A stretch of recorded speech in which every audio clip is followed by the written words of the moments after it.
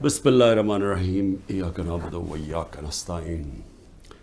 मेरे पाकिस्तानियों, आज मैं पुलिस थाने गया अपनी इन्वेस्टिगेशन के लिए, अपनी स्टेटमेंट रिकॉर्ड करने के लिए।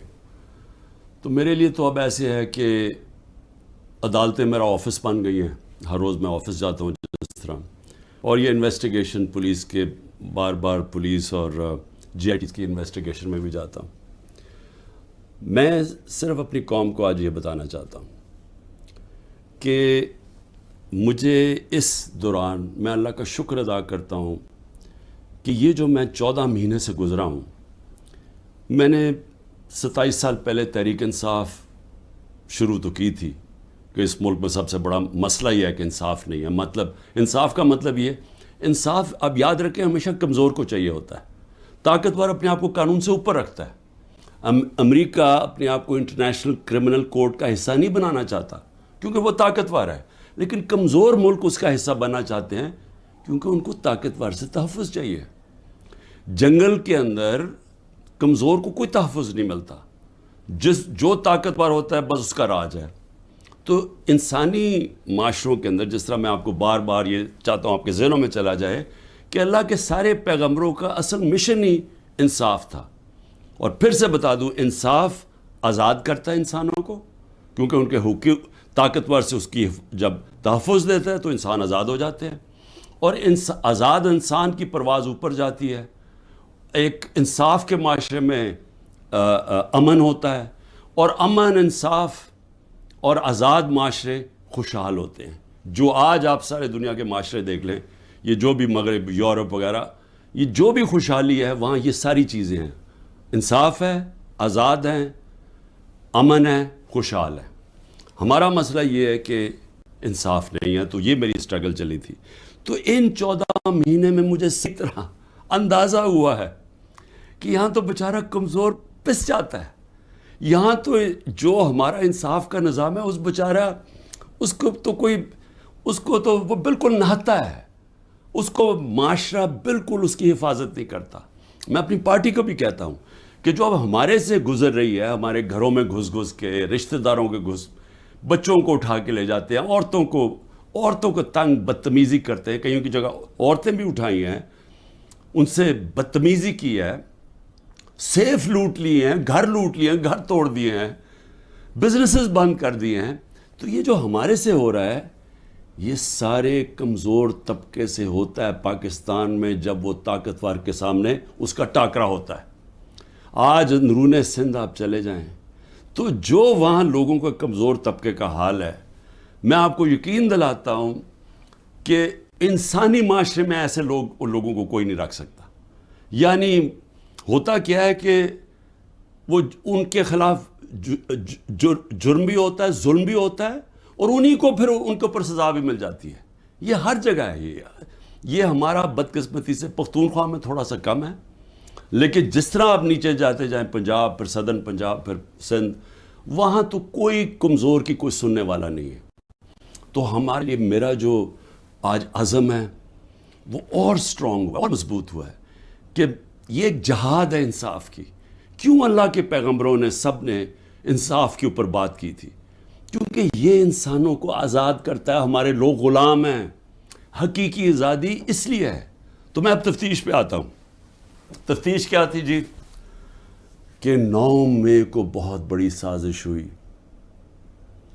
और आप मुझे पूछ रहे हैं कि आप साजिश का हिस्सा थे। मैंने उनको कहा साजिश हुई, नुकसान किसको हुआ? अगर साजिश से हमें फ़ायदा होता तो तभी आप कहते ना कि हमने साजिश की है। अगर साजिश की वजह से 10,000 लोग हमारे जेलों में हैं, सीनियर लीडरशिप जेलों में है, अब मेरे 200 पे केस पहुंचने लगे हैं, हमारे घर तोड़े जा रहे हैं, बिजनेसेस बंद की जा रही हैं, वो जेलों में से सिर्फ वो छूटते हैं जो कहें जी कि मैं आज तहरीक इंसाफ छोड़ रहा हूँ, अब वो निकल सकता है, और फिर सब कुछ माफ़ हो जाता है, सारे उसके केस ड्रॉप हो जाते हैं। तो सवाल मेरा ये है कि फ़ायदा किसको हुआ?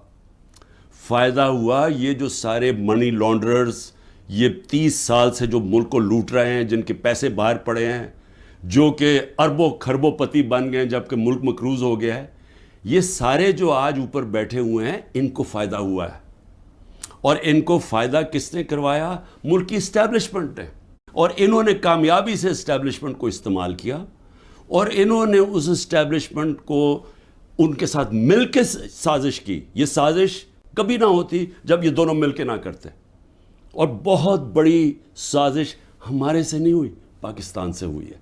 اب میں آپ کو بتاؤں سازش ہوئی کیسے۔ سپریم کورٹ کا فیصلہ آ گیا ہے کہ عمران خان کو غیر قانونی اور غیر آئینی طور پہ اٹھایا گیا، اغوا کیا گیا ہائی کورٹ کے اندر سے۔ یہ میں نے سازش کر کے اٹھایا تھا اپنے آپ کو۔ میں نے تو نکلنے سے پہلے صبح کو جب مجھے اندازہ ہوا کہ یہ مجھے پکڑیں گے، حالانکہ میرے اوپر کوئی کیس نہیں تھا، میں سب پہ بیل میں تھا، جب مجھے پتہ چلا تو میں نے پہلے کہا کہ وارنٹ دکھاؤ اور مجھے پکڑ لو۔ تو کیا ضرورت پڑی تھی کہ ڈنڈے مار کے، چیزیں توڑ کے، شیشے توڑ کے، وہ بیچارہ رجسٹری آفس کے سٹاف کو مارا، وکیلوں کو مارا، میرے گارڈز کو بیچارے ان کو مارا۔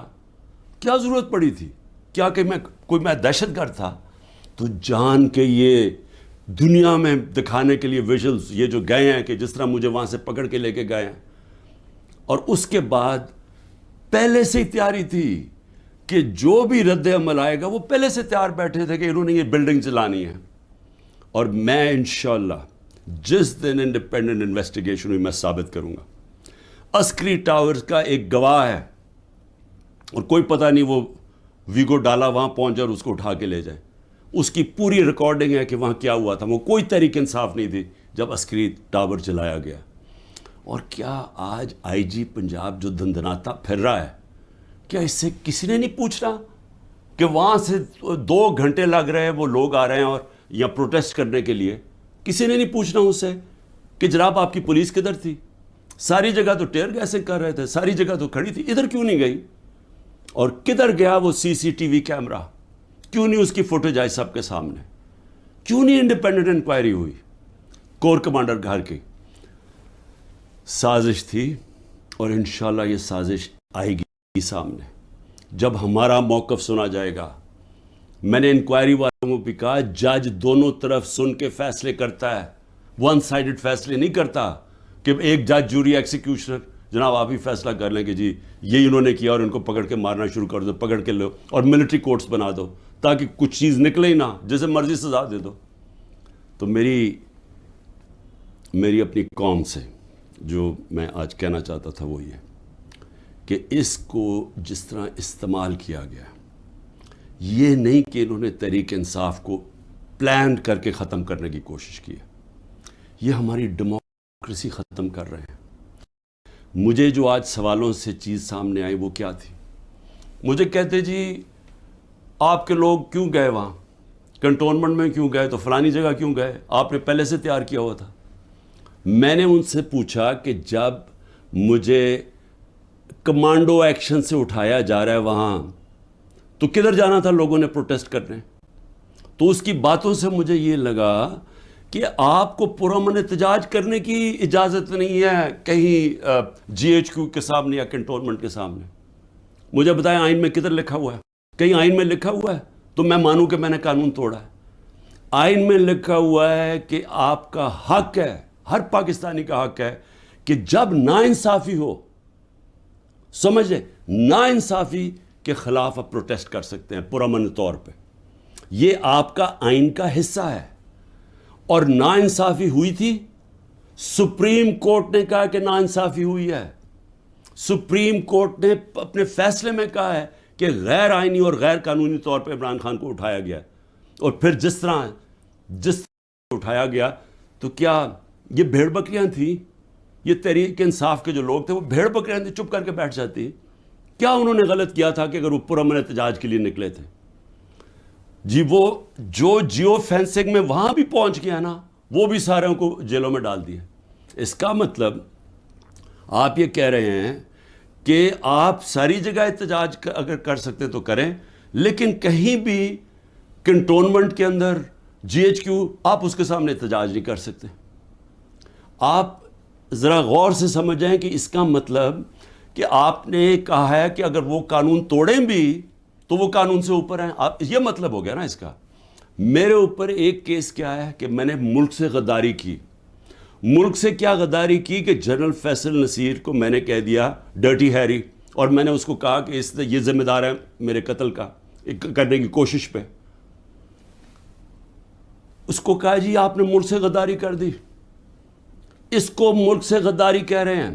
سو اس کا مطلب یہ کہ یا تو وہ جنرل فیصل نصیر قانون سے اوپر ہے, یا آپ نے اس کو لائسنس دیا ہوا ہے کہ وہ کسی کو قتل کر دے, یا تو یہ مطلب, اور یا یہ کہ ہماری جرت کیسے پڑی, کہ ہم کوئی کمی ہے اس ملک میں, کیا ہماری کوئی حیثیت ہی نہیں ہے کہ میں اپنی ایف آئی آر نہیں کٹوا سکتا جو میرا ملک کا قانون مجھے حق دیتا ہے. بھئی مجھے سے وہ پہلی جے آئی ٹی میں پوچھتے جی خان صاحب آپ کے پاس پروف کون سے تھے کہ یہ فیصل نصیر نے کروایا. میں نے کہا آپ نے جو کوئٹہ میں 4 گھنٹے جو وہ قتل ہوا ہے وکیل, اس کے اوپر تفتیش کی تھی, کوئی ثبوت ملے تھے جب میرے اوپر 302 کا قتل کا پرچہ ڈال دیا؟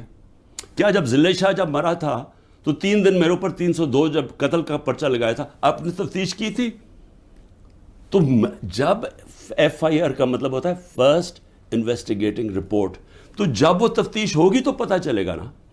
تو میرا سوال یہ ہے کہ برطانیہ میں جو سب سے مقدس جگہ ہے وہ ہے prime minister house, 10 Downing Street. ہر دوسرے دن وہاں احتجاج ہوتا ہے, پرامن احتجاج ہوتا ہے. کبھی کسی نے اس کے اوپر روکا ہے؟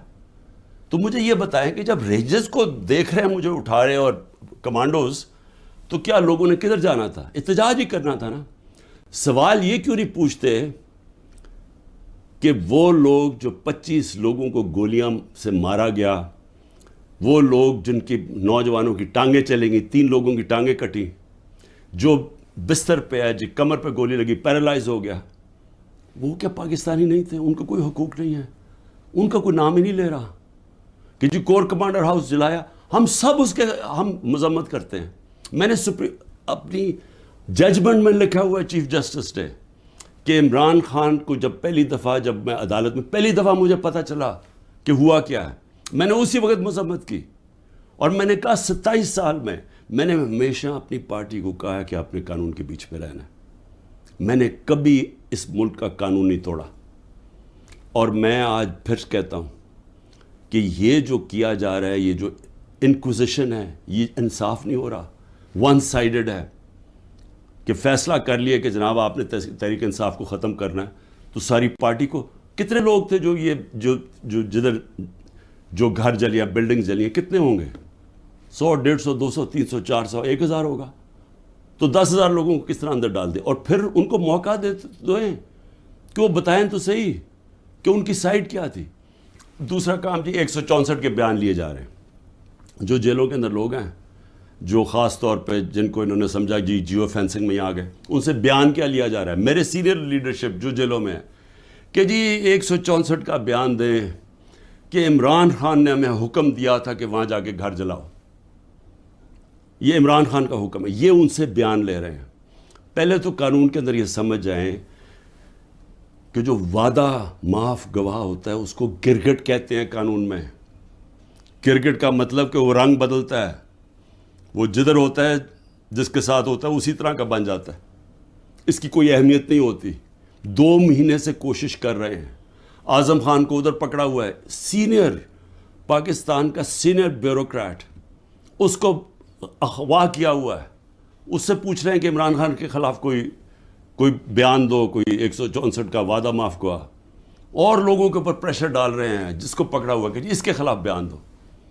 میری جو بھی یہ لوگ لگے ہوئے کر رہے ہیں, میں صرف ان کو ایک پیغام دینا چاہتا ہوں کہ اس ملک کا سوچیں, اس کو تباہ نہ کریں.